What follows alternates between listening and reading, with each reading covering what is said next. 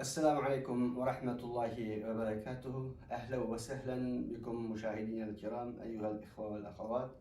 اليوم أيضا في برنامجنا ماذا تعني قضية التركستان الشرقية للمسلمين؟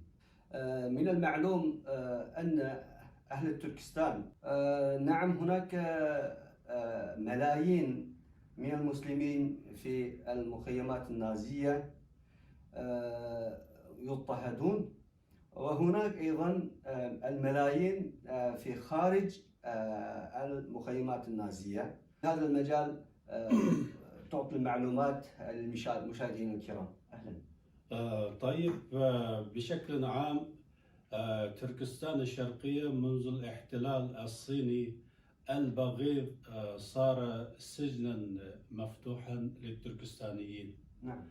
وفي الفترة الأخيرة كما قلت ملايين منهم أخذوا إلى المخيمات النازية وعذبوا ونكلوا بهم حتى يغسلوا أدمغتهم حسب أهوائهم، يعني حسب أهواء الحزب الشيوعي هناك. والذين بقوا خارج المخيم أيضا يراقبون ليل ونهار. هم يراقبون سواء في بيوتهم وفي مزارعهم وفي أسواقهم وفي كل مكان يتحركون فيها. فلذلك هم من حي إلى حي، من شارع إلى شارع، لا يقدر أن يتحرك الأيغوري التركستاني إلا بتصريح رسمي أو من خلال مروره من البوابة الإلكترونية. نعم. هذا ما يحدث في بلدنا. وكذلك هم يضغطون، يراقبون الأسرة التركستانية بحجة الإخاء بين الصينيين والتركستانيين.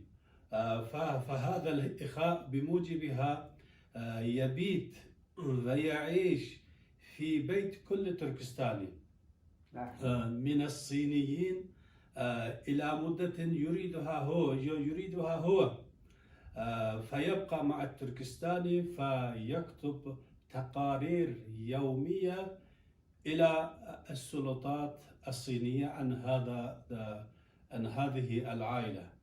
يعني واحد مثلا يأتي بأجنبي الصيني ويأتي في داخل البيت ويكتب التقارير اليومية عن العائلة، تقصد يعني؟ نعم.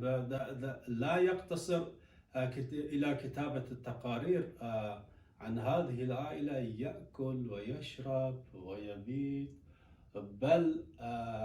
بل يتجاوز إلى الأخوات. يصل الأمور إلى هذه الدرجة. نعم، سمعنا هناك الأخوات انتحرن. نعم هذا صحيح كثيرا. وكذلك الشيء المعلوم والمشهور لدى المسلمين ولدى العالم أن هناك شركة اسمها شركة هواوي للاتصالات الصينية. هذه الشركة ضخمة. نعم. هذه الشركة عملت تقنية خاصة تتعرف على وجوه الأيغوريين، فيكتشف الأيغوري أينما كان. يعني وصل الأمور إلى هذه الدرجة.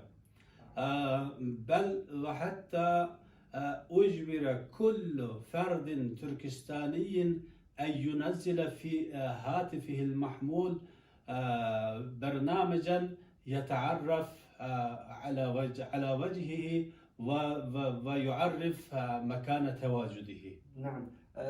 قبل أيام قليلة قرأنا وشاهدنا ببعض الجرائد والتلفزيون أقر بذلك بالإثباتات، وهكذا سمعنا. والآن يعني ما هو الأساليب التي تستخدم الصين؟ هل تحددها مثلا كذا كذا؟ نعم، أولا من خلال الأب، هذا واحد. وثانيا من خلال تركيب شريحة. هذا إجباري. إجباري. ثانيا من خلال تركيب شريحة إلكترونية لمن يملك السيارة أيوة. أو لمن يملك الموتور حتى يتعرف على مكان تواجده. أيوة. هذا ثانيا. وثالثا هناك شيء غريب أنا شاهدت في بعض مقاطع الفيديو، حتى أن صاحب السيارة إذا يريد أن يملئ سيارته بالبنزين يذهب إلى محطة البنزين، مجرد أن يصل إلى أمام البنزين ينغلق هذا ما حول السيارة بالسياج الحديدي. لا حول ولا قوة. فيملئ الشخص البنزين ويدفع ويرجع ويشغل سيارته، وبعد ذلك إذا أرادوا أن يفتحوا له فيفتحوا. إذا كان هذا الشخص محل شك فيقبض عليه مباشرة كالدجاج يعني. لا. نعم. يعني الأمور إلى هذه الدرجة. المسلمون إخواننا في البلاد الإسلامية لا يتخيل أن الشعب التركستاني نعم محتل ومضطهد من قبل السلطات الصينية اضطهاد عادي. يعني نحن نتعرض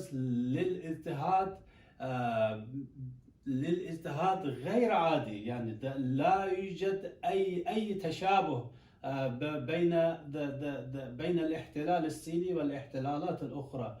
أقدر أن أقول الصين تمارس على الشعب التركستاني سياسة الإبادة الجماعية. يعني الإبادة الجماعية حتى في الفترة الأخيرة بعض الحكومات منها الاتحاد الأوروبي وكذلك حكومة أمريكا أقرت على ذلك. يعني صحيح. المسلمون للتحرك في هذه القضية ماذا يقال لهم؟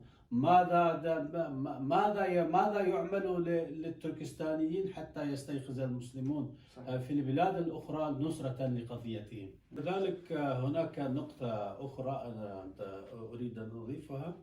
في الفترة الأخيرة السلطات الصينية أسست محاكم كمحاكم التفتيش في القرى التركستانية، حتى وصلت عدد هذه المحاكم أكثر من 1400 محكمة.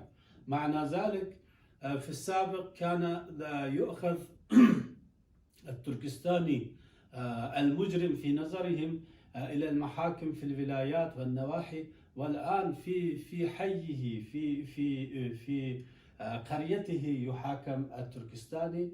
وهذا أيضا من أساليب تعقب السلطات الصينية للشعب التركستاني. لا حول ولا قوة إلا بالله.